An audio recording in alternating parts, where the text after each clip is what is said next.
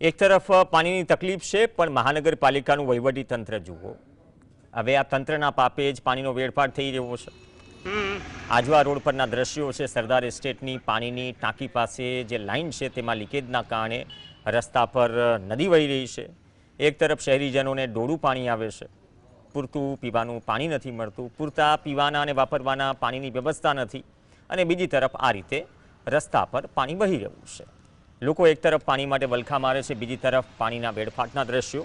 આ સિક્કાની બે બાજુ છે, જે બંને બાજુ મહાનગરપાલિકાના વહીવટી તંત્ર, સત્તાધારી અધિકારીઓને જોવાની જરૂર છે. આ વારંવાર લીકેજ થઈ રહ્યો છે અને એક બાજુ તમે જોશો કે આ જે સરદાર એસ્ટેટ પાણીની ટાંકી પાસે જે લાખો ગેલન પાણી જે ટેન્કરો દ્વારા જે લોકોને પહોંચાડવામાં આવે છે, એટલે ક્યાંક ને ક્યાંક લાગી રહ્યું છે કે સ્થાનિક અધિકારીઓ અને કોન્ટ્રાક્ટરની ક્યાંક ને ક્યાંક સાંઠગાંઠ હોય તેમ સ્પષ્ટપણે જોવા